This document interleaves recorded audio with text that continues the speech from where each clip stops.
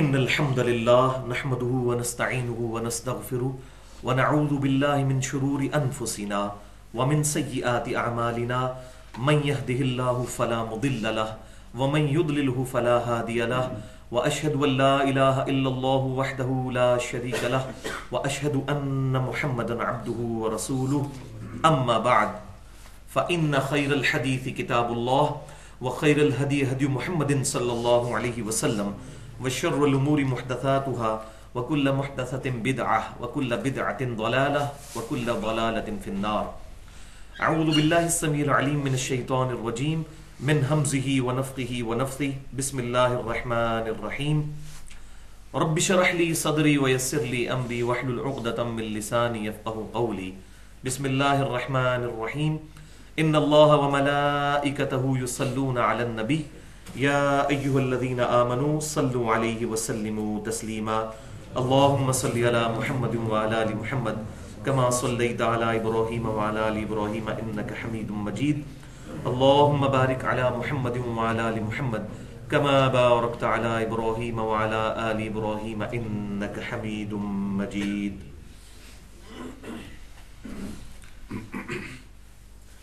اللہ کے فضل سے سورۃ المائدہ میں اب ہم اس مقام پر پہنچے ہیں، یعنی آیت نمبر 90 اور پھر اس کے ساتھ ہی کنزیکٹو 91، 92 اور 93، یہ 4 آیات جو ہیں شراب کے فائنل جو احکام نازل ہوئے ہیں اس سے متعلق ہے۔ پہلے ہم ان 4 آیات کو انشاءاللہ پڑھیں گے، آسان ترجمہ اور ساتھ تھوڑی بہت تشریح، اور اس کے بعد انشاءاللہ تعالی ان ڈیٹیل میں 8 صحیح الاسناد احادیث کی روشنی میں شراب کی حرمت اور اس سے ریلیٹڈ جو جدید مسائل ہیں، آج کے دور کے مسائل، ہومیوپیتھک دوائیوں میں شراب کا ڈلنا، اسی طریقے سے ایلوپیتھک جو سیرپ ہیں ان کے اندر شراب کا ڈلنا، اور پرفیوم کے اندر شراب کا ڈلنا جس کو ہم الکوہل بھی کہتے ہیں۔ شراب کے لیے اب ماڈرن طور پر کیمیکل جو ورڈ استعمال ہو رہا ہے وہ الکوہل، اس کانٹیکسٹ پہ انشاءاللہ ڈیٹیل سے گفتگو کروں گا، کیونکہ یہ آج کے دور کے مسائل ہیں اور ان مسائل کو انٹلیکچوئل لیول پر قرآن و سنت کی روشنی میں آزاد خیالی سے بچتے ہوئے شریعت کی حدود کے اندر رہ کر بیان کرنا، یہ آج کے دور کا بہت بڑا تقاضا ہے۔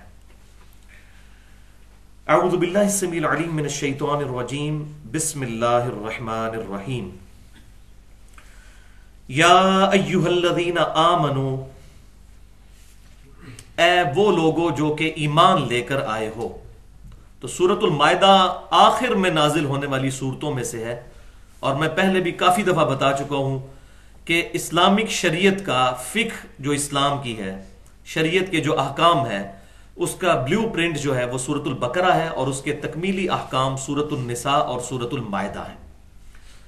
تو سورۃ المائدہ کافی عرصے سے ہم نے شروع کی ہوئی ہے۔ اس کی شروع کی آیات میں نے تقریباً 2 گھنٹے گفتگو کی تھی استنجا، وضو، غسل اور تیمم کے مسائل کے اوپر۔ اس کے بعد جو ہے وہ مرتد کی سزا کے بارے میں ڈیٹیل سے ڈسکشن ہوئی تھی، مسئلہ نمبر 45 کے نام سے۔ اس کے بعد یہ جو وضو غسل والا تھا یہ مسئلہ نمبر 42 تھا۔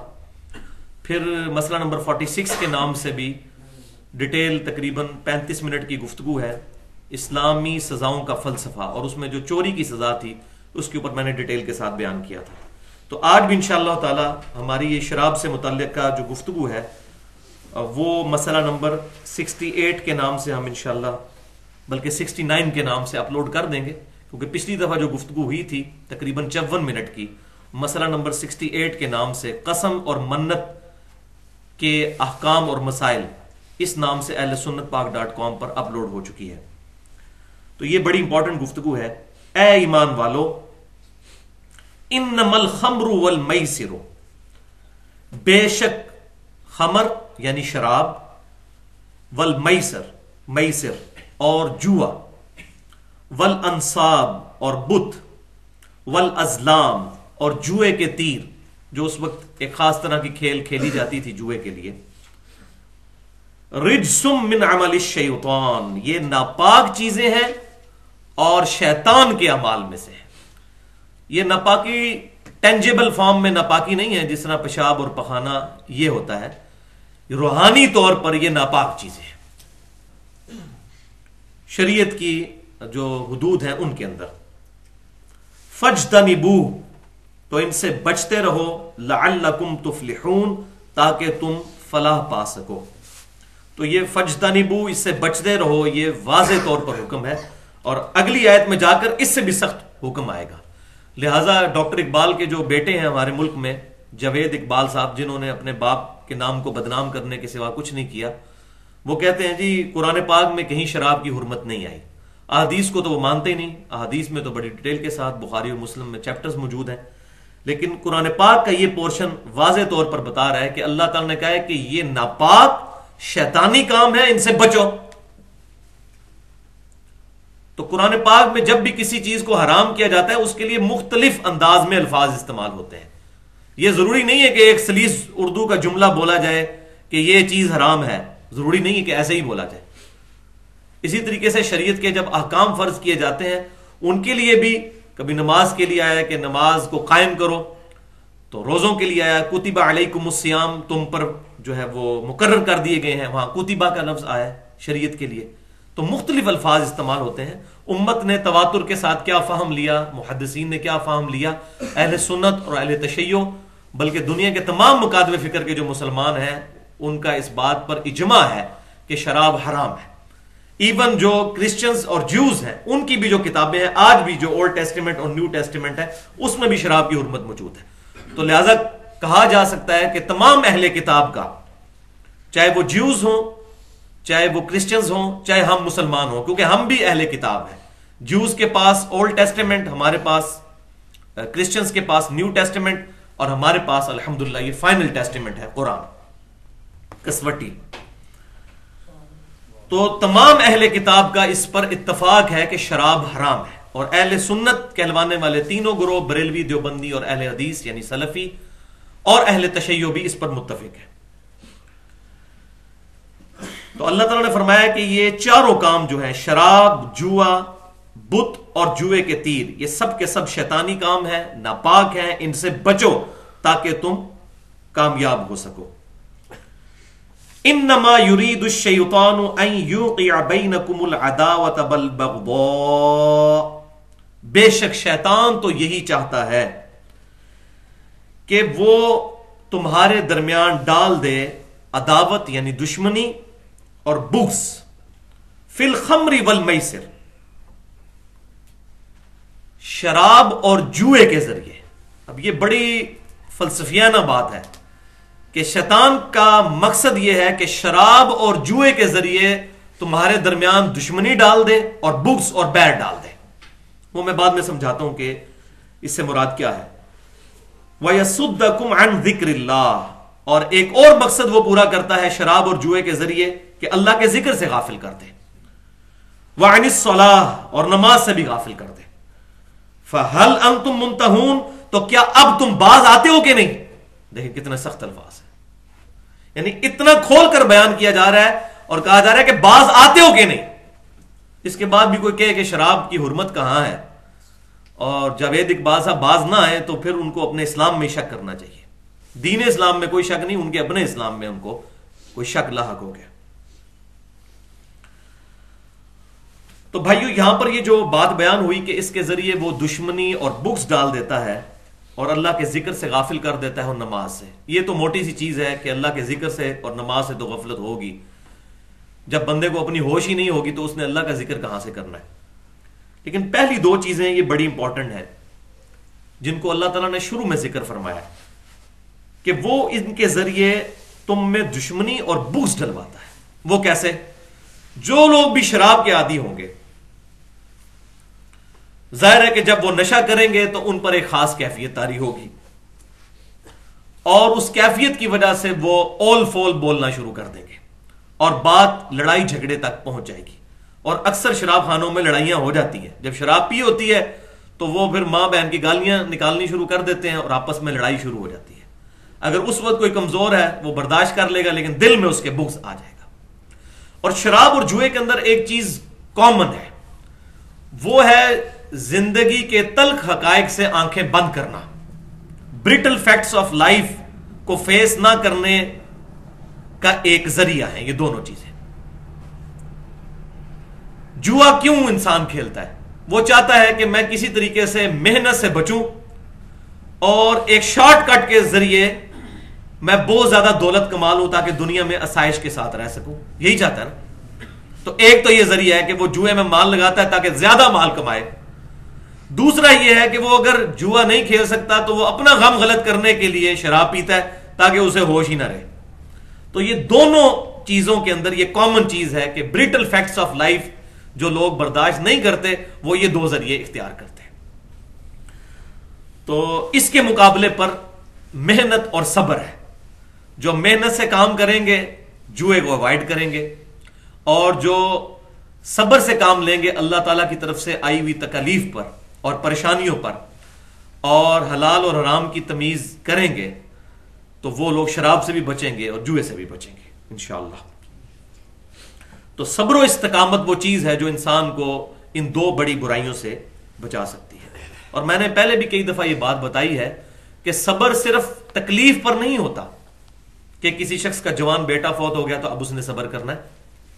یہ صبر کی ایک فارم ہے. ایک صبر کی دوسری فارم ہے، وہ ہے اللہ تعالی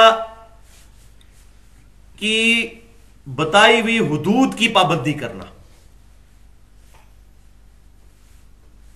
اب دل تو یہی چاہتا ہے کہ انسان تھوڑے سے وقت میں حرام طریقے سے بہت زیادہ مال کمائے اور اس کے بعد اللہ اللہ کرنا شروع کر دے اور پھر اس کا سلسلہ سورس آف انکم چلتا رہے. اس چیز سے انسان کو کیا چیز روکتی ہے؟ اللہ کا تقوی.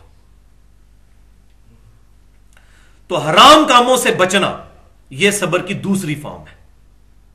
آنکھ جو ہے وہ نفس کی کمزوری کی وجہ سے یہ تقاضا کرتی ہے کہ حرام کی طرف اٹھے، لیکن حرام دیکھنے سے بچنا اور اپنی آنکھوں کو بچانا اس کے لیے صبر کرنا پڑتا ہے. غصہ آیا ہوا ہے زبان کو گالی سے روک لینا صبر کرنا پڑتا ہے. تو جتنی لذت والی چیزیں جو کہ شریعت کے خلاف ہیں، جو شریعت کی حدود میں ان کا تو مسئلہ نہیں ہے، ان سب کی لذت سے جان چھڑانے کا واحد ذریعہ صبر ہے. یہ دوسری فارم ہوگی، تکلیف پر صبر اور دوسرا گناہوں پر صبر. تیسری فارم صبر کی ہے اللہ کے مقرر کردہ نیک اعمال پر استقامت کرنا. اس کے لیے بھی صبر کی ضرورت ہے.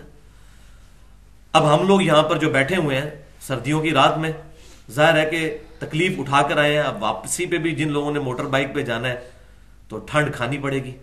صبح فجر کے وقت اٹھنا ہے، بعض اوقات گرم پانی بھی نہیں ملتا، ٹھنڈے پانی سے وضو کرنا پڑتا ہے، تو یہ بھی صبر ہے.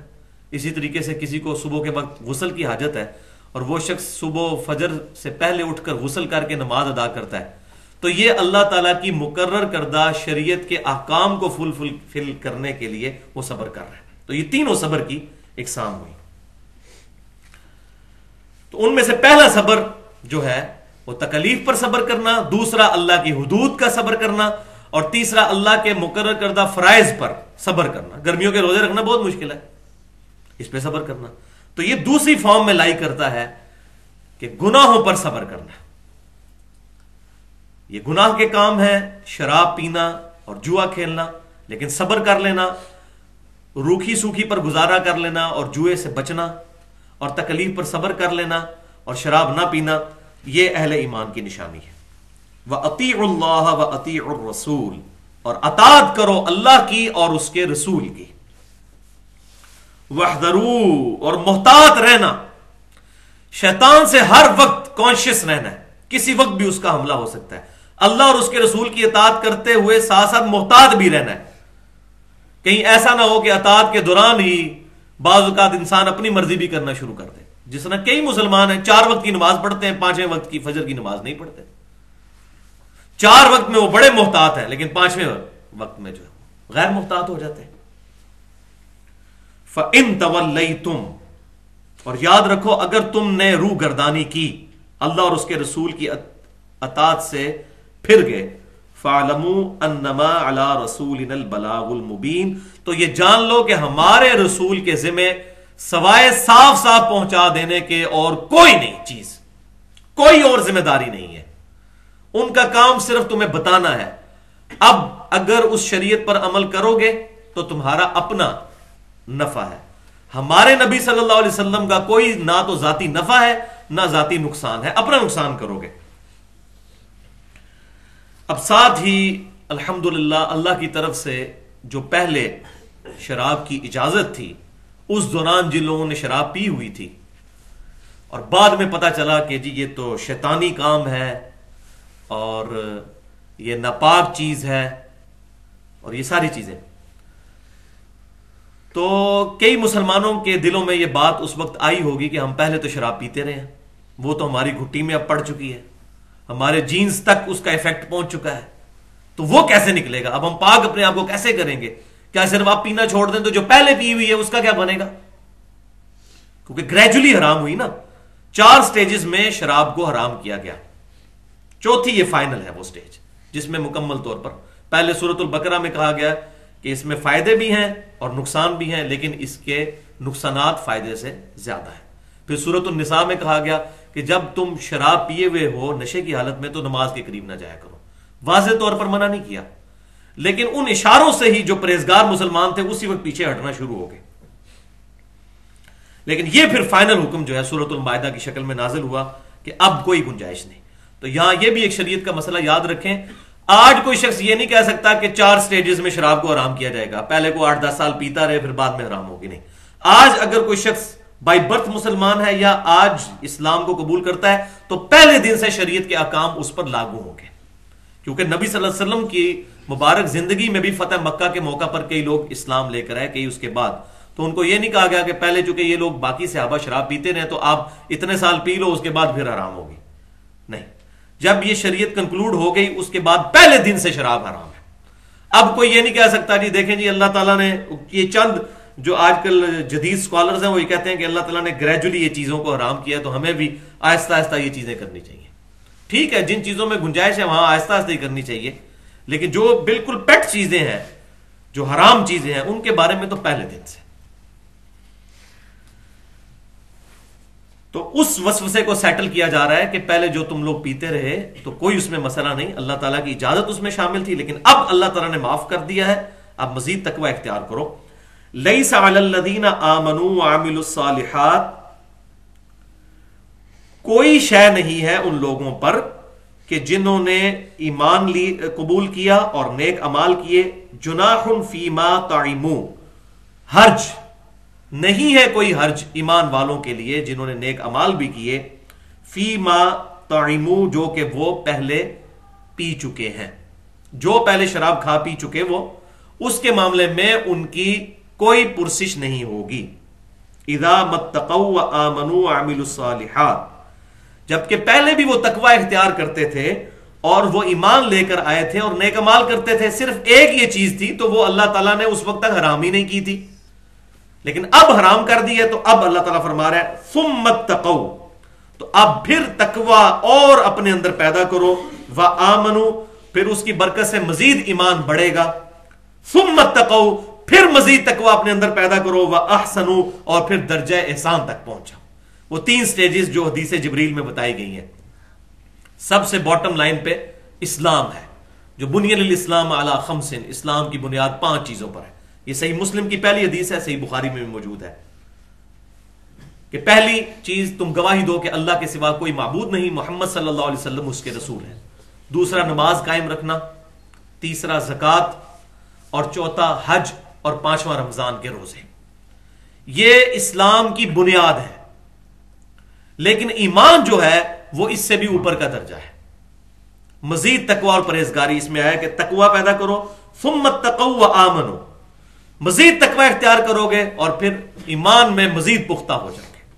وہ انشاءاللہ ڈیٹیل جب آئے گی سورۃ الحجرات میں، وہ میں پھر انشاءاللہ بیان کروں گا.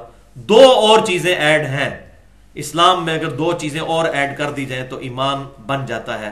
ایک ہے کہ ایمان اسلام قبول کرنے کے بعد اپنے اسلام میں شک نہ کرنا، اور دوسرا قتال فی سبیل اللہ، جہاد فی سبیل اللہ کے لیے تیار رہنا، جو اسلام کا ایپیکس ہے، سمم بونم ہے. ثم اتقوا، پھر مزید تقوی، واحسنوا، اور درجہ احسان، جو اسی حدیث جبریل میں جو بخاری اور مسلم میں موجود ہے. فرمایا گیا، جب پوچھا گیا حضرت جبرائیل علیہ السلام انسانی شکل میں آئے، اور یہ بڑی ڈیٹیل کے ساتھ حدیث ہے، آج چونکہ ٹاپک نہیں اس لیے میں اس کو بیان نہیں کر رہا، اشارتاً ذکر کر رہا ہوں، تقریباً تمام مسلمانوں کو حدیث پتہ ہے۔ تو حضرت جبرائیل علیہ السلام انسانی شکل میں آئے تو انہوں نے ایک سوال نبی صلی اللہ علیہ وسلم سے یہ بھی کیا تھا کہ بتائیے احسان کیا ہے؟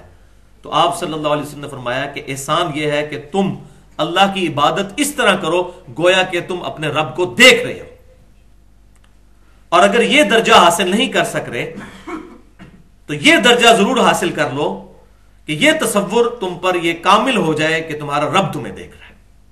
یہ درجہ احسان بتایا گیا، یعنی احسان جو ہے یہ ایمان کی چوٹی ہے، سب سے ڈیٹم لیول پر اسلام، اس کے اوپر ایمان، اور پھر سب سے اعلیٰ ایمان وہ درجہ احسان ہے، جس کو پھر تصوف کے نام سے امت میں غلط طریقے سے پروپیگیٹ کیا گیا۔ تو بیسیکلی یہ درجہ احسان ہے، اور تصوف کا وہ جو پہلو ہے تزکیہ نفس والا اور زہد والا، اس کی تو میں تعریف کرتا ہوں، ان کے عقائد کی خرابیاں الگ، لیکن وہ جو ان کا پہلو ہے، اور اس میں میں نے ڈیٹیل سے گفتگو بھی کی ہے 1.5 گھنٹے کی، مسئلہ نمبر 51 کے نام سے رزق حرام، فتنہ مال، دنیا پرستی اور اس کا علاج۔ اس میں الحمدللہ قرآن پاک کی متعدد آیات اور 17 صحیح الاسناد احادیث کی روشنی میں، جو تقریباً سب کی سب ہی بخاری اور مسلم سے تھی، زہد کے اوپر میں نے الحمدللہ بیان کیا ہے۔ تو اللہ تعالیٰ فرما رہا ہے مزید تقوی اختیار کرو اور درجہ احسان تک پہنچ جاؤ۔ واللہ یحب المحسنین، اور اللہ تعالیٰ محبت کرتا ہے محسنین کے ساتھ، یعنی اعلیٰ ترین درجے کے جو مسلمان ہیں اللہ تعالیٰ ان سے محبت فرماتا ہے۔ یہ تو ہو گئی بھائی وہ 4 آیات جس میں اللہ تبارک و تعالیٰ نے شراب کی حرمت بیان فرمائی اور اس سے ریلیٹڈ اہم گفتگو فرمائی۔ اب اس کانٹیکسٹ میں 8 احادیث ہیں جن کو میں انشاءاللہ بیان کروں گا، اور ساتھ ساتھ جو اس سے مسائل آج کے دور کے اعتبار سے نکلتے ہیں وہ بیان کروں گا۔ اور یہ 8 کی نسبت جنت کے 8 دروازوں کی وجہ سے، جو صحیح مسلم میں حدیث ہے کہ جو شخص وضو کے بعد دعا پڑھ لے اشہد ان لا الہ الا اللہ وحدہ لا شریک لہ واشہد ان محمدا عبدہ ورسولہ، تو اس کے لیے جنت کے 8 دروازے کھول دیے جاتے ہیں۔ تو یہ 8 احادیث شراب کے کانٹیکسٹ میں، پہلی حدیث صحیح بخاری سے ہے کہ آپ صلی اللہ علیہ وسلم نے شراب کی حرمت کی یہ جو آیات نازل ہوئیں ان کے بعد خطبہ دیتے ہوئے ارشاد فرمایا کہ شراب 5 چیزوں سے بنائی جاتی ہے۔ نمبر 1 انگور، نمبر 2 کھجور، نمبر 3 گندم، نمبر 4 جو، اور نمبر 5 شہد۔ ان سے شراب بنائی جاتی ہے۔ لیکن یہاں پر یہ بات یاد رکھیے کہ شہد والا پانی وہ پینا سنت ہے، بخاری اور مسلم میں ثابت ہے۔ اسی طریقے سے آب جو بکتی ہے مارکیٹ کے اندر وہ بھی جائز ہے پینا۔ شراب ایک خاص طریقے سے بنائی جاتی ہے کہ اس کا جو مشروب نکلتا ہے اس کو ایک خاص وقت کے لیے گلنے سڑنے کے لیے ڈیکمپوزیشن کے لیے چھوڑ دیا جاتا ہے، تو وہ بھی شراب کی فارم اختیار کر جاتی ہے۔ تو آب جو پینے میں یا کھجور کا ملک شیک پینے میں یا شہد والا پانی پینے میں کوئی حرج نہیں ہے، یہ اس کے اندر وہ شراب کے زمرے میں چیزیں نہیں آتی۔ اسی طریقے سے انگوروں کا اگر کوئی جوس پیتا ہے تو وہ شراب کے زمرے میں نہیں آتی۔ اب آج کے دور کے اندر جو شراب بنائی جا رہی ہے وہ ڈائریکٹلی تو انگوروں سے نہیں بنتی، لیکن انڈائریکٹلی کیمیکل کمپوزیشن اس کی الکوہل کی وہی ہوتی ہے۔ لہذا کسی بھی فارم میں شراب بنائی جائے جس کی کیمیکل کمپوزیشن انگور سے بنی ہوئی شراب کے ساتھ یا کھجور کی بنی ہوئی شراب کے ساتھ یا جو کی بنی ہوئی شراب کے ساتھ میچ کرتی ہے، کیمیکل فارمولا اس کا، تو وہ اسی طریقے سے تصور کی جائے گی شراب۔ دوسری حدیث صحیح مسلم کی ہے کہ ایک صحابی رضی اللہ تعالیٰ عنہ کہتے ہیں کہ میں شراب بنا رہا تھا تو آپ صلی اللہ علیہ وسلم سے اس ٹاپک پر ڈسکشن ہوئی، تو میں نے عرض کی کہ اے اللہ کے رسول صلی اللہ علیہ وسلم میں شراب جو ہے دوائی کے طور پر بنا رہا ہوں۔ تو آپ صلی اللہ علیہ وسلم نے فرمایا کہ شراب دوائی نہیں بلکہ یہ تو بیماری ہے۔ ایک تو روحانی بیماری ہے نا، شیطنت اس کے اندر پوشیدہ ہے، دوسرا جسمانی طور پر بھی آج میڈیکلی یہ چیز پروف ہو چکی ہے کہ جگر کو فیل کر دیتی ہے۔ اس کے علاوہ بھی کئی بیماریاں اس شراب کے ساتھ جڑی ہوئی ہیں۔ تو تو آپ صلی اللہ علیہ وسلم نے فرمایا یہ دوائی نہیں بلکہ یہ بیماری ہے. تو اس حدیث کے کانٹیکسٹ میں یہ بات پتہ چلی کہ کسی بھی دوائی میں اگر الکوہل ڈالی جاتی ہے اور اس دوائی کا تعلق پینے کے ساتھ ہے تو ایسی دوائی پینا بھی پھر حرام ہوگا. اب ہمارے معاشرے میں چند ایک سیرپ ایسے ہیں جن میں الکوہل ڈالی جاتی ہے، زیادہ تر میں نہیں ہوتی. یہ کھانسی کے جو سیرپ ہیں مجھے بھی شاید پہلے یہی پتا تھا کہ اس میں الکوہل ڈالی جاتی ہے، لیکن آج میں نے مختلف ڈاکٹرز کے ساتھ کنسلٹ کیا کیونکہ قرآن پاک میں حکم ہے کہ فَاسْأَلُوا أَهْلَ الذِّكْرِ إِن كُنتُمْ لَا تَعْلَمُونَ، اگر تمہیں علم نہیں تو اہل ذکر سے پوچھو.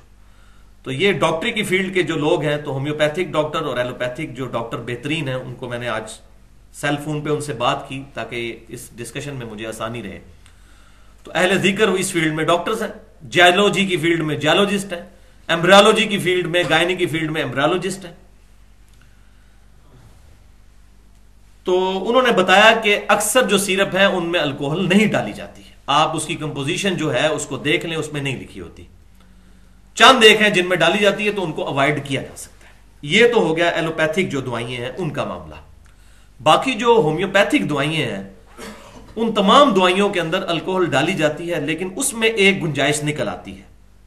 وہ اس صورت میں کہ جو ہومیوپیتھک کی دوائیں ہیں وہ دوائی جو ہے اس کو پریزرو کرنے کے لیے میڈیم کے طور پر الکوہل استعمال ہوتی ہے. یعنی وہ دوائی کو اس الکوہل میں ڈبو کر رکھا جائے تو وہ پریزرو رہتی ہے، ادروائز وہ خراب ہو جاتی ہے. جیسے ہم اپنے کھانے کو پریزرو کرتے ہیں فریج کے اندر رکھ کے، کئی کئی دن تک گوشت کھاتے رہتے ہیں. قربانی کا گوشت اب تک لوگ کھا رہے ہیں، پریزرو کیا نا. اسی طریقے سے جو ہومیوپیتھک دوائی ہے اس کو پریزرو کرنے کے لیے ڈائلیوٹیڈ قسم کی الکوہل استعمال کی جاتی ہے. بڑی معمولی الکوہل ہوتی ہے اس میں، اور کچھ ایسی ہیں جس میں ڈسٹل واٹر بھی استعمال کیا جاتا ہے.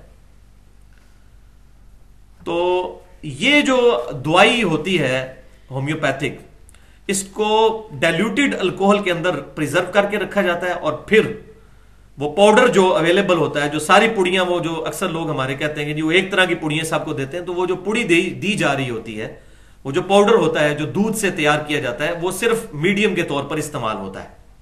اس پہ مختلف دوائیاں ٹپکائی جاتی ہیں. اچھا، اب جب وہ دوائی الکوہل میں جو پریزرو دوائی ہوتی ہے ہومیوپیتھک کی، جب اس کے قطرے ٹپکائے جاتے ہیں اس پاؤڈر کے اوپر، تو وہ جو دوائی پریزرو ہوتی ہے الکوہل کے اندر، وہ اب اس پاؤڈر کے ساتھ چمٹ جاتی ہے. یعنی اب وہ پاؤڈر کے ساتھ پریزرو ہو جاتی ہے، پاؤڈر کے ساتھ پریزرو ہو گئی، اور اسی دوران جو الکوہل بالکل ڈائلیوٹیڈ فارم میں ہوتی ہے وہ اڑ جاتی ہے اس کے اوپر سے، اس میں رہتی نہیں ہے. اور یہ ہمیں اب بالکل کیمیکلی یہ بات کلیئر ہو چکی ہے. پیٹرول کے بھی آپ کو پتا ہے کہ ایویپوریٹ ہو جاتا ہے، بالکل رہتا ہی نہیں ہے. اسی طریقے سے الکوہل بھی مکمل طور پر ایویپوریٹ کر جاتی ہے. تو وہ صرف میڈیم کے طور پر بہت ڈائلیوٹیڈ، اور وہ ڈاکٹر صاحب مجھے کہنے لگے آپ 2-3 بوتلیں بھی اس کی پی جائیں نا تو آپ کو کوئی نشہ نہیں ہوگا، نئے بندے کو بھی، اتنی ڈائلیوٹیڈ فارم میں ہوتی ہے. تو وہ ڈالتے ہی الکوہل اڑ جاتی ہے، پھر وہ دوائی جو ہے وہ اس پاؤڈر کے ساتھ چپک جاتی ہے، اور پھر وہ ہم دوائی استعمال کرتے ہیں. اور یہی وجہ ہے کہ اس وقت امت نے ہومیوپیتھک دوائیوں کے معاملے میں بھی اجماع کر لیا ہوا ہے. کچھ عرصہ پہلے تک اختلاف تھا، لیکن اب اس وقت اہل سنت کہلوانے والے تینوں گروہ ہمارے اس ملک کے اندر، بریلوی، دیوبندی اور اہل حدیث، سوائے چند ایک بچارے جو کمزور دماغ والے لوگ ہیں ان کے، اکثریت نے اس پر اجماع کیا ہے، اہل تشیع نے بھی، کہ جو ہومیوپیتھک دوائیں ہیں یہ بالکل استعمال کرنا جائز ہے. لہذا کوئی اس میں کنٹراڈکشن نہیں اس صحیح مسلم کی حدیث کے ساتھ. اب کوئی پیورلی شراب پیتا ہے اور کہتا ہے جی اس کے اندر دوائی ہے، جس طرح ہمارے کچھ لوگ جو گاؤں کے بوڑھے ہیں وہ رات کے وقت حکا لے کے بیٹھ جاتے ہیں اور کہتے ہیں جی یہ تو پیٹ کے لیے بڑا مفید ہے، تمباکو پیتے ہیں وہ. اس کا حکم کیا ہے وہ میں بعد میں بتاؤں گا. تو اس طریقے سے کسی کا پرسنل ایکسپیرینس ہے تو اس کے لیے وہ حدیث بالکل اسی طرح اپلیکیبل ہوگی کہ یہ شراب جو ہے یہ دوائی نہیں، بیماری ہے. اگر پیورلی کوئی شراب کو استعمال کرتا ہے ایز اے دوائی تو بالکل وہ حرام ہے. اسی طریقے سے ایسے سرپ جن میں الکوہل ڈالا جاتا ہے وہ حرام ہے. لیکن ان تمام چیزوں کا تعلق ہے پینے کے ساتھ. اب بات سمجھنی ہے، شراب پینا حرام ہے، شراب خود ناپاک نہیں ہے. یعنی الکوہل اگر میرے جسم پہ لگ جاتی ہے میرا جسم ناپاک نہیں ہوگا، جب ٹیکا لگایا جاتا ہے اسپرٹ اور الکوہل وغیرہ سے جگہ صاف کی جاتی ہے، وہ پلید نہیں ہو جاتی جگہ. کیوں؟ خون، قرآن پاک میں سورۃ المائدہ میں ہم پڑھ چکے ہیں کہ خون پینا حرام ہے، لیکن خون فی نفس ہی پاک ہے. اگر کپڑوں پر لگ جائے کپڑے ناپاک نہیں ہوتے. اسی پر محدثین کا اتفاق ہے، سوائے امام حنیفہ رحمۃ اللہ علیہ کے، اور ان کی اجتہادی خطا ہے، اللہ تعالیٰ ان کو معاف کرے. باقی پوری امت کا اس معاملے میں اتفاق ہے کہ خون فی نفس ہی پاک ہے. جس میں وہ مشہور حدیث ہے جو سنن ابی داؤد میں صحیح سند کے ساتھ ہے، اور جو دو صحابی تھے جن کی نبی صلی اللہ علیہ وسلم نے رات کے وقت جو ہے پہرے کے اوپر ڈیوٹی لگائی، تو ایک نے دوسرے سے کہا کہ تم آرام کر لو تو میں ڈیوٹی دیتا ہوں، پھر میں آرام کروں گا پھر تم ڈیوٹی دینا. تو دوسرے نے تو آرام کرنا شروع کر دیا، تو انہوں نے کہا میں فارغ ہوں، چلو نماز نیت کر لوں. تو انہوں نے نماز پڑھنی شروع کی. اسی دوران کافروں نے حملہ کیا تو ان کو کافی تیر لگے، اور اس دوران ان کے جسم سے خون بھی بہتا رہا. انہوں نے نماز بھی اسی طریقے سے مکمل کی. اور بعد میں صحابی نے کہا دوسرے نے کہ آپ نے ہمیں جگا لینا تھا. تو انہوں نے کہا مجھے نماز میں اتنا مزہ آ رہا تھا کہ میں نے اب یہ نامناسب سمجھی کہ میں سورت کو بیچ میں ہی چھوڑ دوں. میں نے اپنی نماز مکمل کی الحمدللہ. ہمارے والا صاحب تو نہیں تھا نا کہ سمجھ نہیں لگتی. سورت الفاتحہ کا ترجمہ بھی بہت کم لوگوں کو آتا ہے. تو یہ حدیث واضح ثبوت ہے کہ ایک صحابی کا فہم ہے کہ وہ ان کو تیر لگے، اور تیر لگ رہے تھے جب تو خون تو نکلتا ہے اور بہنے کی مقدار میں نکلتا ہے. یہ تو نہیں ہے کہ ہلکا سا وہ ظاہر ہوتا ہے. تو وہ نماز پڑھتے رہے. اگر ان کا وضو ٹوٹ گیا تھا تو نماز کیوں پڑھتے رہے؟ تو اس حدیث کی روشنی میں امام شافعی رحمۃ اللہ علیہ اور خود امام بخاری رحمۃ اللہ علیہ نے بھی جو ہے وہ تعلیقاً یہ بات لکھی ہے کہ خون فی نفس ہی پاک ہے. خون پینا حرام ہے لیکن خون فی نفس ہی پاک ہے. کپڑوں کو لگ جائے تو یہ کپڑے ناپاک نہیں ہوتے، جسم ناپاک نہیں ہوتا. تو یہ دو بالکل مختلف چیزیں. اور یہاں مجھے اب ضمن لطیفے کے طور پر وہ بات یاد آ گئی کہ یہی واقعہ جو ہے وہ شیخ زکریا صاحب نے بھی فضائل اعمال میں لکھا ہے، اور اس کے بعد ایک بڑا عجیب و غریب جملہ لکھا ہے. انہوں نے کہا کہ اس سے یہ بات ثابت ہوئی کہ اس صحابی کے نزدیک خون پاک تھا، اور امام شافعی رحمۃ اللہ علیہ بھی کہتے ہیں خون پاک ہے. ہو سکتا ہے وہ صحابی امام شافعی کے مذہب پر ہو. اب کسی کی مت ماری جائے اور گیئر الٹا لگ جائے نا تو اس کا کوئی علاج نہیں ہے. اب ان سے بات کریں گے تو وہ تعویل کریں گے نہیں وہ مراد یہ ہے کہ دونوں کا مذہب ایک ہے یا جو ہے. لیکن یہ اس طریقے سے گفتگو کرنا ایک صحابی کے بارے میں، میرا خیال ہے یہ توہین سے خالی نہیں ہے. صحابی الحمدللہ مجتہد تھے، اور ایک صحابی کے اجتہاد پر کروڑوں اماموں کے اجتہاد، امام حنیفہ کے، امام شافعی، امام مالک، امام احمد بن حنبل کے قربان. انہوں نے ڈائریکٹ نبی صلی اللہ علیہ وسلم سے علم حاصل کیا تھا. اگر صحابی کا فہم کلیئر ہو گیا، اس کے باوجود کوئی کہتا ہے میں نے امام حنیفہ کے فتوے پر عمل کرنا ہے، تو وہ آپ خود ہی فیصلہ کر لے کہ وہ کس شخصیت کو، کس بڑی شخصیت کے اوپر ترجیح دے رہا ہے.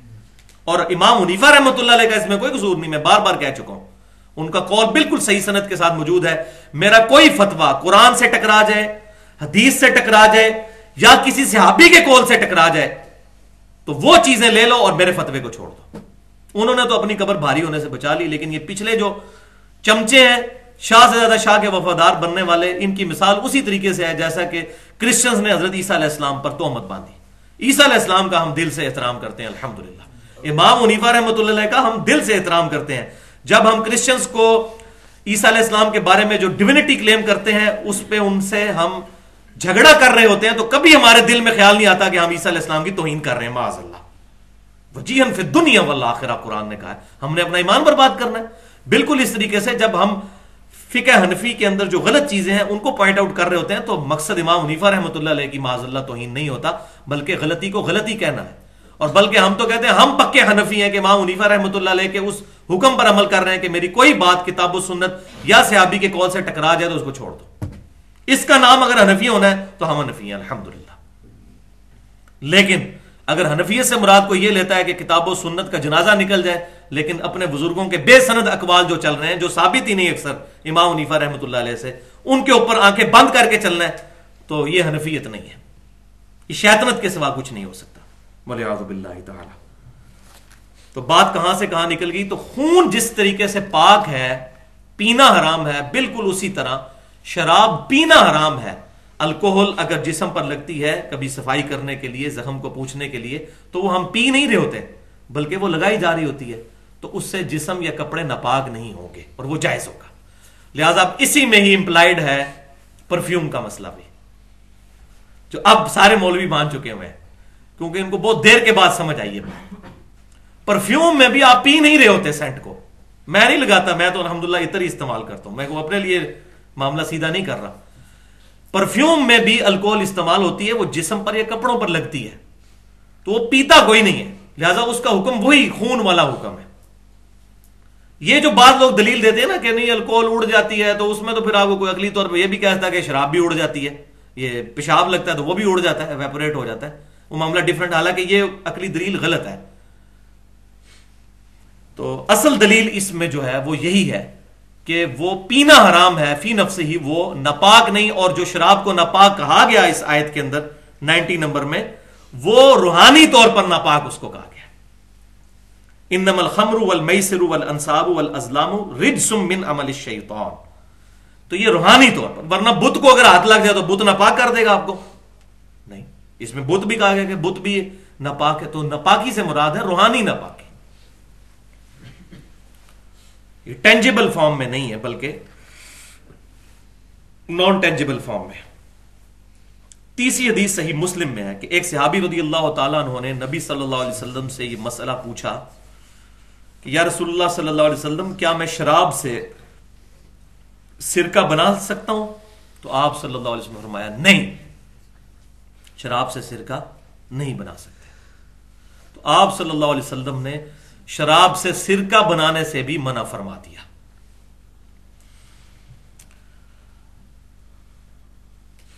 چوتھی حدیث صحیح بخاری اور صحیح مسلم کی متفق علیہ حدیث ہے. آپ صلی اللہ علیہ وسلم نے فرمایا ہر نشہ آور مشروب حرام ہے. ہر نشہ آور مشروب حرام ہے. جو چیز بھی نشہ دیتی ہے اور وہ شراب کی فارم میں ہے, مشروب کی فارم میں ہے, شراب عربی میں لیکوڈ چیز کو, پینے والی چیز کو کہتے ہیں, وہ حرام ہے. اور اسی کانٹیکسٹ میں سنن ابی داؤد, جامع ترمذی اور سنن ابن ماجہ میں صحیح سند کے ساتھ حدیث ہے کہ آپ صلی اللہ علیہ وسلم نے فرمایا جس مشروب کی زیادہ مقدار حرام ہے اس کی تھوڑی سی مقدار بھی استعمال کرنا حرام ہے. اب کوئی شخص عادی شرابی ہے جس کو 2 یا 3 گلاس پی کر نشہ چڑھتا ہے, وہ کہ جی میں 1-2 گھونٹ پیتا ہوں, مجھے نشہ تو آتا کوئی نہیں, میرے لیے اتنا پینا تو پھر جائز ہے. تو وہ بھی آپ صلی اللہ علیہ وسلم نے پتہ ہی کاٹ دیا ہے. سنن ابی داؤد, سنن ابن ماجہ اور سنن ترمذی میں صحیح سند کے ساتھ کہ جس کی کثیر مقدار پینا حرام ہے اس کی تھوڑی مقدار پینا بھی حرام ہے. یعنی نشہ ہو یا نہ ہو, جو چیز فی نفسی نشہ کرنے والی ہے اس کا پینا حرام ہو جائے گا. اچھا, 5ویں حدیث صحیح مسلم کی, وہ اس سے بھی زیادہ مزید واضح ہے. اس میں آپ صلی اللہ علیہ وسلم نے فرمایا کہ ہر نشہ آور چیز حرام ہے. ہر نشہ آور چیز حرام ہے. اب مشروب کا ذکر نہیں آیا, ہر نشہ آور چیز حرام ہے.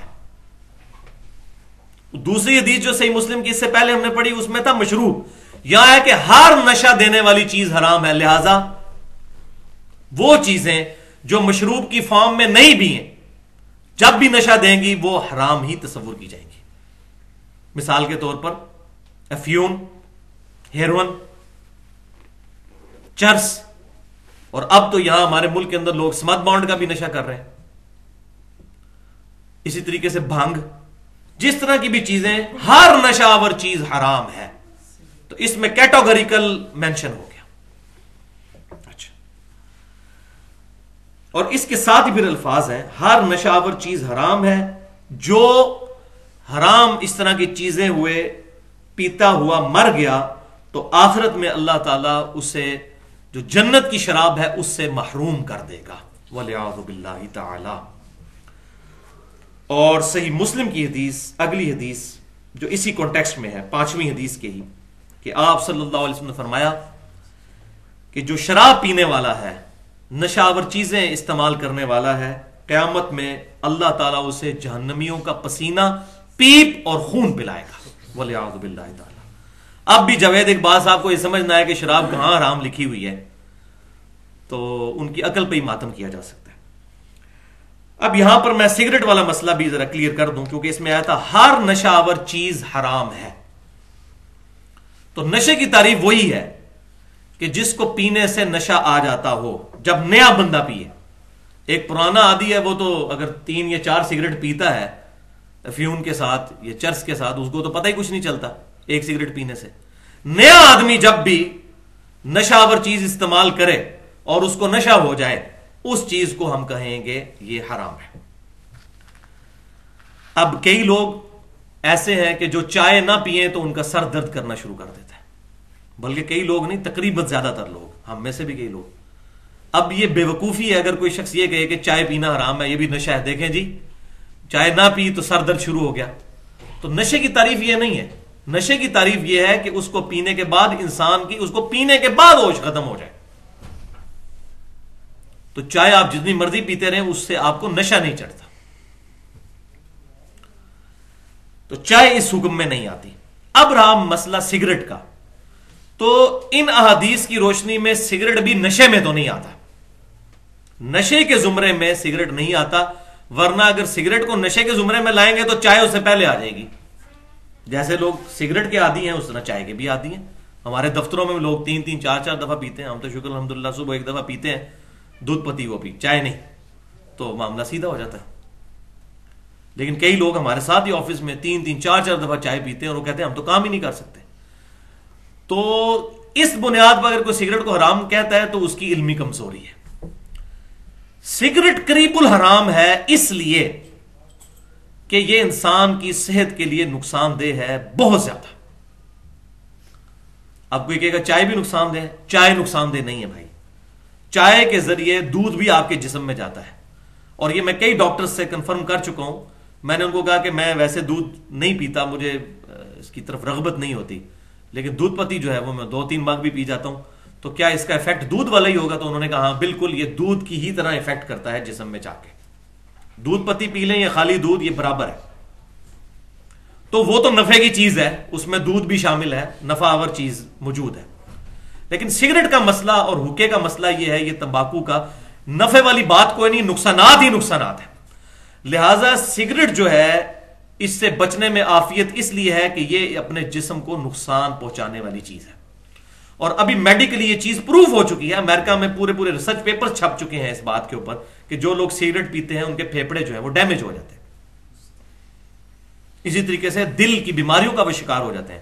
اب کوئی یہ نہ کہے کہ فلاں بابا ہے وہ دیکھو بچپن سے پی رہا ہے سگریٹ, وہ ابھی تک صحیح ہے. ایک آدھ مثال دینے سے نہیں معاملہ ہوتا. اوور آل جب بھی اسٹیٹسٹیکل ڈیٹا اکٹھا کیا جاتا ہے تو اوور آل دیکھا جاتا ہے کہ 10 بندوں کے اوپر اگر تجربہ کیا گیا تو 9 کو افیکٹ ہو گیا, تو 9 کا معاملہ لیا جائے گا نہ کہ 1 کا. تو سگریٹ جو ہے وہ خودکشی والے زمرے کے اعتبار سے قریب الحرام ہے. یہ قریب الحرام میں بار بار اس لیے بول رہا ہوں کہ کسی چیز کو پیٹ حرام کہنے کے لیے نص قطعی چاہیے ہوتی ہے. تو اس کے لیے فقہ نے بھی ایک ٹرم ڈیوائز کی ہے, مکروہ تحریمی. جو چیزیں اس اعتبار سے ہوتی ہیں ان کو وہ کہتے ہیں مکروہ تحریمی ہے, قریب الحرام, تاکہ شریعت میں کوئی چیز ایڈ نہ ہو رہی ہو. لیکن فتوے کے طور پر اگر کوئی حرام بھی کہہ دیتا ہے تو ہم اس پہ کوئی فتویٰ نہیں لگاتے, لیکن ہم خود بچتے ہیں اس چیز سے. ہم کہتے ہیں قریب الحرام ہے. ہاں, اس بات کو ہم ڈنکے کی چوٹ پہ کہتے ہیں کہ سگریٹ پینا گناہ ہے. یہ ڈنکے کی چوٹ پہ کہتے ہیں. گناہ کیوں ہے؟ اپنے آپ کو نقصان پہنچانا. قرآن پاک میں اللہ تبارک تعالیٰ نے فرمایا کہ اپنے آپ کو اپنے ہاتھوں سے مت ہلاک کرو. جبکہ میڈیکلی یہ چیز جب پروف ہو چکی ہے کہ سگریٹ پینے کی وجہ سے انسان کی صحت کو نقصان ہے اور کئی بیماریوں کا انسان شکار ہو جاتا ہے, تو یہ جان بوجھ کے اپنے آپ کو ڈیمیج کرنے والی بات ہے, اور نقصان ہی نقصان ہے. یہ بھی صرف نفسیاتی ایفیکٹ ہوتا ہے کئی لوگوں کا, جی وہ حقہ پیتے ہیں تو یہ ہو جاتا ہے تو وہ ہو جاتا ہے. حقہ پینے کے علاوہ بھی بڑے طریقے ہیں ہاضمہ کرنے کے, کئی طریقے موجود ہیں. تو اس کو ایوائڈ ہی کرنا چاہیے, اسی میں عافیت ہے. لہذا سگریٹ والا مسئلہ بھی کلیئر ہو گیا. تو یہ جو بیوقوف لوگ بعض کہہ رہے ہیں نشے کی وجہ سے حرام ہے, تو وہ ان کے دلائل جب کمزور ہوتے ہیں تو پھر میرے جیسا بندہ سامنے بیٹھا ہوگا تو میں کہوں گا پہلے چائے پہ فتویٰ لگاؤ کہ چائے بھی حرام ہے. اگر سگریٹ حرام ہے تو سگریٹ پینے سے بھی ہوش نہیں جاتی, چائے پینے سے بھی نہیں جاتی. اور سگریٹ کا عادی بغیر سگریٹ کے نہیں رہ سکتا, چائے کا عادی بغیر چائے کے نہیں رہ سکتا. اتنی انالوجی موجود ہے تو لگاؤ فتویٰ. مسئلہ یہ نہیں ہے. سگریٹ کو ہم جو گناہ سمجھتے ہیں یا قریب الحرام سمجھتے ہیں تو اس وجہ سے کہ اس میں اپنی صحت کو نقصان پہنچانا ہے. یہ سلو پوائزننگ ہے. سلولی آپ خودکشی کی طرف جا رہے ہیں, سوسائڈ کی طرف جا رہے ہیں اس وجہ سے. واللہ اعلم, اللہ تعالیٰ پر چھوڑتے ہیں معاملہ. تو یہ 5 حدیثیں ہوں گی. اب آخری 3 حدیثیں شراب کے جو حدود ہیں یا اس کے بارے میں جو تعزیر ہے اس کے بارے میں کہ آخرت کی سزا تو آپ نے سن لی، صحیح مسلم کی ایک حدیث میں آیا تھا قیامت والے دن اللہ تعالیٰ اس کو جنت کی شراب نہیں پلائے گا، اور صحیح مسلم کی دوسری حدیث میں آیا تھا کہ دوزخیوں کی پیپ، خون اور ان کا پسینہ وہ چیز اس کو پلائی جائے گی جو دنیا میں شراب پیتا تھا، والعیاذ باللہ تعالی۔ اب آخری تین حدیثیں جو ہیں 6، 7 اور 8 وہ دنیا میں شرابی کی سزا کیا ہے اگر اسلامی حکومت نافذ ہو، خلافت کا نظام ہو تو۔ چھٹی حدیث صحیح بخاری اور صحیح مسلم کی متفق علیہ حدیث ہے، اور یہ بیسیکلی حدیث موقوف ہے، یعنی سیدنا علی رضی اللہ تعالیٰ عنہ کا قول ہے۔ وہ کہتے ہیں کہ اگر کوئی شخص حدود کی سزا کے دوران مر جائے تو مجھے اس کا کوئی افسوس نہیں ہوگا۔ مثال کے طور پر کسی نے زنا کیا اور اس کو کوڑے لگائے گئے، قرآن پاک میں ہے کہ 100 کوڑے لگاؤ۔ اب کوڑوں کے دوران وہ مر گیا تو سیدنا علی کہتے ہیں مجھے اس کا کوئی غم نہیں ہوگا کہ اللہ کی حدود نافذ کرتے ہوئے وہ بندہ مر گیا، لیکن سوائے شراب کے، تو کہتے ہیں ہاں شراب کی حد لگائی جا رہی ہو اور کوئی مر جائے تو اس کی میں دیت بھی ادا کروں گا، اور وجہ بھی انہوں نے ساتھ بتا دی، اس لیے کہ نبی صلی اللہ علیہ وسلم نے شراب کی سزا کی کوئی حد مقرر نہیں فرمائی تھی۔ تو یہ دو ٹرم سمجھ لیجئے، میں نے ڈیٹیل کے ساتھ تو مسئلہ نمبر 46 کے نام سے جو گفتگو ہے اسلامی سزاؤں کا فلسفہ اور چور کی سزا کے بارے میں، اس میں نے ڈیٹیل کے ساتھ 35 منٹ تقریباً گفتگو کی تھی، اہل سنت پاک.com پر رکھی ہوئی ہے، مسئلہ نمبر 46 کے نام سے۔ یہاں بھی دوبارہ سمجھ لیجئے کہ دو ٹرمز ہیں شریعت کی۔ پہلی چیز ہے اس کو کہتے ہیں حد یا حدود، اس کی جمع، یعنی شریعت نے جو سزائیں مقرر فرما دی ہیں، جیسا کہ زانی کی جو ہے سزا آ گئی سورہ نور کے اندر کہ جو زنا کرتا ہے 100 کوڑے لگاؤ، زنا کرنے والے مرد کو بھی اور زنا کرنے والی عورت کو بھی۔ تو یہ اللہ تعالیٰ نے حدود مقرر فرما دی۔ اسی طریقے سے سورہ نور میں ہی آگے چل کر آتا ہے کہ جو کوئی کسی مسلمان عورت پر، پاکیزہ عورت پر تہمت لگائے اور پھر وہ گواہ نہ پیش کر سکے، پھر اس کو جو ہے وہ 100 کوڑے لگائے جائیں کہ اس نے ایک پاک دامن عورت کے اوپر تہمت لگائی ہے زنا کی۔ تو یہ حد اللہ تعالیٰ نے بیان کر دی، اس کو کہتے ہیں حد یا حدود۔ چوری کی بھی حد آئی تھی اسی سورۃ المائدہ میں کہ چور کے ہاتھ کاٹے جائیں گے۔ اسی طریقے سے فساد فی الارض کرنے والے جو ہیں محاربے کے تحت، اور اسی کانٹیکسٹ میں نے مرتد کی سزا کا مسئلہ بھی مسئلہ نمبر 45 کے نام سے اہل سنت پاک.com پہ اپلوڈ ہے، وہ بیان کیا تھا۔ وہ بھی حد اللہ تعالیٰ نے بیان فرما دی ہے۔ لیکن کچھ گناہ ایسے ہیں جن کی دنیا میں اللہ تعالیٰ نے سزائیں مقرر نہیں کی، بلکہ وہ تعزیر، یعنی وہ قاضی کی ثوابدید پر ہے۔ مثال کے طور پر کوئی لڑکا گلی محلے کے چوراہے پر کھڑا ہو کر لڑکیوں کو آوازیں کستا ہے، یہ تنگ کرتا ہے، تو اب اس کی قرآن و سنت میں تو کوئی سزا موجود نہیں ہے۔ تو اب یہ معاملہ جب عدالت میں پیش ہوگا تو پھر قاضی کی ثوابدید پر ہے کہ وہ اس کو کیا سزا دے۔ وہ یہ سزا بھی دے سکتا ہے کہ اس کو اسی محلے میں اس کا منہ کالا کر کے گدھے پر بٹھا کر اور گلے میں جوتیوں کا ہار پہنا کر 2 چکر لگوائے جائیں، یہ سزا ہو سکتی ہے۔ یا اس کو اسی چوراہے پر مرغا بنایا جائے اور انہی لڑکیوں کے ذریعے اس کے سر کے اوپر جوتے مروائے جائیں، یہ تعزیر ہوگی۔ تو تعزیر کی مختلف فارم ہو سکتی ہے، یا اس کو 5 کوڑے لگائے جائیں، وہ قاضی کی ثوابدید پر ہے، اس کو کہتے ہیں تعزیر۔ تو یہ حد اور تعزیر کا فرق سمجھ لیجیے۔ تو شراب کے بارے میں جو یہ سیدنا علی کا قول بخاری اور مسلم میں ہے کہ شراب کے جو سزا دی جا رہی ہو اس دوران اگر شرابی مر جائے تو اس کی میں دیت بھی ادا کروں گا، وہ قتل ہو گیا، کیونکہ اس کو اس درجے کی سزا نہیں دینی چاہیے تھی، کیونکہ اللہ تعالیٰ نے اس کے لیے کوئی حد مقرر نہیں فرمائی، تعزیر ہے۔ اور وہ تعزیر کیا ہے؟ نبی صلی اللہ علیہ وسلم سے، صحابہ کرام سے ثابت ہے، اور وہ اگلی حدیث 7ویں حدیث صحیح مسلم کی کہ نبی صلی اللہ علیہ وسلم کے دور میں شرابی کو 40 جوتے اور چھڑیوں کے ساتھ مارا جاتا تھا، 40 جوتے مارے جاتے تھے، یہ سزا تھی۔ اور مختلف بخاری شریف میں اور الفاظ موجود ہیں، ٹہنیوں کے ساتھ مارا جاتا تھا، مختلف قسم کی جو ہے وہ سزائیں آئی ہیں، وہ تعزیر ہے، وہ کسی قسم کی بھی تعزیر ہو سکتی ہے۔ 8ویں حدیث اور آخری حدیث اس کانٹیکسٹ میں وہ ہے صحیح بخاری کی کہ نبی صلی اللہ علیہ وسلم کے مبارک دور میں اور سیدنا ابو بکر صدیق رضی اللہ تعالیٰ عنہ کے مبارک دور میں اور سیدنا عمر فاروق رضی اللہ تعالیٰ عنہ کے شروع کے خلافت کے دور کے اندر جو بندہ شراب پیتا تھا تو اس کو جوتیوں اور ٹہنیوں کے ساتھ اور لکڑیوں کے ساتھ مارا جاتا تھا، جس طرح اسکول میں بھی سزا دی جاتی ہے، استاد جو ہے وہ ڈنڈے مارتا ہے ہاتھوں کے اوپر. تو اس قسم کی تعزیر کے طور پر سزائیں دی جاتی تھی. پھر سیدنا عمر فاروق رضی اللہ تعالیٰ عنہ کا جب دور خلافت آیا تو کچھ عرصہ گزرنے کے بعد انہوں نے اس کے لیے سزا مقرر فرما دی 40 کوڑے 80 کوڑے. سیدنا عمر نے 40 کوڑے مقرر فرمائے. اور پھر آگے صحیح بخاری میں ہی آگے الفاظ ہیں کہ جب لوگ پھر بھی شراب سے باز نہ آئے تو 80 کوڑوں کی سزا ان کے لیے مقرر کر دی.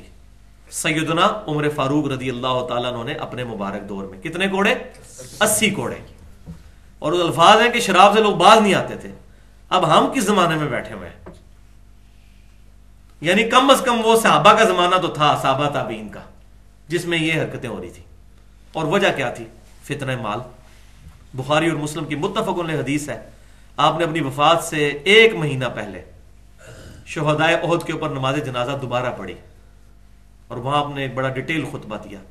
اس میں یہ الفاظ بھی موجود تھے کہ مجھے اپنے بعد تم سے شرک کا خدشہ نہیں کہ تم سب کے سب ہی مشرک ہو جاؤ، لیکن مجھے یہ خطرہ ہے کہ تم دنیا کے مال میں پھنس جاؤ گے. اور دنیا کا جب خزانہ کھولے گے تو آپ دیکھیں اس وقت مسلمانوں کی کیا حالت ہوئی. جن لوگوں نے شروع میں حضور کے ساتھ قربانیاں دی ہوئی تھی ان کا تو تزکیہ نفس ہوا تھا، لیکن جو بعد کے لوگ تھے وہ پھر گناہوں سے اس درجے میں بچ نہ سکے اور ان پر وہ آفتیں آئیں. تو حضرت عمر کے دور میں جو یہ سزائیں دی جا رہی تھی، تابعین تو ہوں گے نا جی. اور بخاری اور مسلم میں حدیث ہے سب سے بہتر زمانہ میرا، پھر میرے صحابہ کا، پھر ان کا جو میرے صحابہ کو دیکھیں یعنی تابعین، پھر ان کا جو ان کو دیکھیں یعنی تبع تابعین. تو معاملہ بہت نازک ہے والعیاذ باللہ تعالی. تو یہ سیدنا عمر فاروق رضی اللہ تعالیٰ عنہ نے پہلے 40 کوڑے مقرر فرمائے، اس کے بعد 80 کوڑے کر دیے. اور اس کی ڈیٹیل پھر ملتی ہے الموطا امام مالک کے اندر صحیح سند کے ساتھ، باقی کتابوں میں ملتی ہے کہ یہ 80 کوڑے کس بنیاد پر انہوں نے مقرر کیے تھے. تو سیدنا علی کے مشورے سے یہ طے پایا تھا. سیدنا علی سے ڈسکشن کی. سیدنا عمر نے اپنے دور میں چیف جسٹس کا عہدہ جو ہے وہ سیدنا علی کو دیا ہوا تھا، کیونکہ وہ قضاء میں بڑی مہارت رکھتے تھے اور نبی صلی اللہ علیہ وسلم سے ڈائریکٹ علم حاصل کرنے والے تھے. میں نے صحیح مسلم میں بھی آپ کو کئی دفعہ حدیث سنائی ہے، موضوع کے مسا والے چیپٹر میں انٹرنیشنل نمبر کے مطابق 639 نمبر حدیث کہ سیدہ عائشہ سے کسی نے آگے پوچھا کہ بتائیے کہ جو بندہ موضوع پر مسا کرتا ہے تو اس کو کتنی مدت تک کے لیے مسا کرنے کی اجازت ہے. تو اما عائشہ رضی اللہ تعالیٰ عنہ نے کہا کہ یہ مسئلہ جا کر علی سے پوچھو، وہ نبی صلی اللہ علیہ وسلم کی صحبت میں اکثر سفر میں بھی آپ صلی اللہ علیہ وسلم کے ساتھ ہوا کرتے تھے.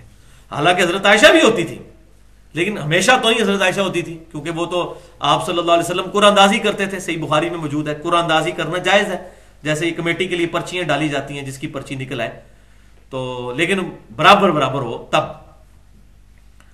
تو پھر وہ سیدنا علی کے پاس وہ تابعی حاضر ہوئے تو انہوں نے فرمایا کہ آپ صلی اللہ علیہ وسلم نے موضوع کے لیے جو مدت مقرر فرمائی وہ مقیم کے لیے 1 دن اور 1 رات یعنی 5 نمازوں تک کے لیے، اور مسافر کے لیے 3 دن اور 3 رات یعنی 15 نمازوں کے لیے.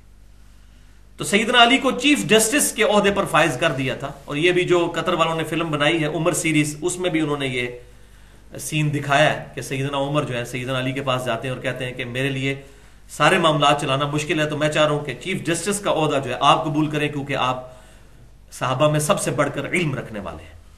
تو سیدنا عمر نے اپنے دور میں الموطا امام مالک میں اور باقی کتابوں میں موجود ہے، وہ بات 40 اور 80 کوڑوں سے چلی تھی. انہوں نے حضرت علی سے پوچھا کہ یہ لوگ تو شراب کی کثرت کر رہے ہیں، ان کے لیے ہم کوئی تعزیر پکی مقرر ایسی کیوں نہ کر دیں، تو آپ کا کیا مشورہ ہے؟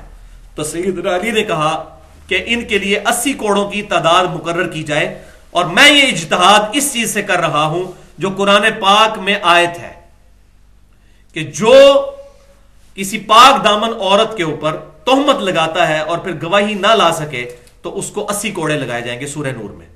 تو سیدنا علی نے کہا کہ اے امیر المومنین رضی اللہ تعالیٰ عنہ، جو بندہ شراب پی لیتا ہے وہ پھر اول فول بکنا شروع کر دیتا ہے اور ظاہر ہے گالی گلوچ کرتا ہے، اور کسی مسلمان پر ظاہر ہے گالی گلوچ کرنا اس پر تہمت لگانے کی مترادف ہے.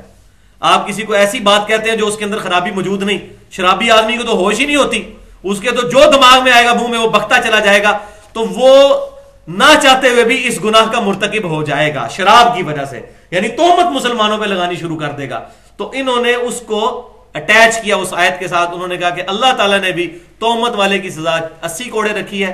یہ ہے اجتہاد, ہم اس کو مانتے ہیں الحمدللہ. تو اجتہاد اسلام کا حصہ ہے الحمدللہ. لیکن کتاب و سنت اور اجماع کے بعد اس کانٹیکسٹ میں میری بڑی ڈیٹیل گفتگو ہے, تقریباً 40 منٹ کی, اہل سنت پاک.com پر مسئلہ نمبر 31 کے نام سے اجماع کی حجیت اور اس کی 17 مثالیں. اس میں نے ڈیٹیل کے ساتھ بتایا کہ پہلے کتاب اللہ, پھر سنت, پھر اجماع اور پھر اجتہاد. اس میں جتنے دلائل ہیں وہ ڈیٹیل کے ساتھ ذکر کیے. تو الحمدللہ آج ہماری یہ گفتگو اس حوالے سے مکمل ہوئی. اللہ تعالیٰ سے دعا ہے جو حق بات میں نے کہی اللہ تعالیٰ ہمارے دلوں میں راسخ فرمائے. اگر جذبات میں میرے منہ سے کوئی غلط بات نکل گئی تو اللہ تعالیٰ ہمارے دلوں سے محو کر دے. ہمیں کتاب و سنت کی تعلیمات پر عمل کر کے دوسروں تک پہنچانے کی توفیق عطا فرمائے. اور جو یہ گناہ آج ہم نے سنے, شراب, جوا, اسی طریقے سے بتوں کی ناپاکی اور یہ باقی ساری چیزیں جو برائی میں لائی کرتی ہیں, اللہ اور اس کے رسول کی مخالفت پر ہیں, اللہ تعالیٰ ان سے ہمیں محفوظ فرمائے. سبحانک اللہم و بحمدک اشہد ان لا الہ الا انت استغفرک و اتوب الیک وما علینا الا البلاغ المبین.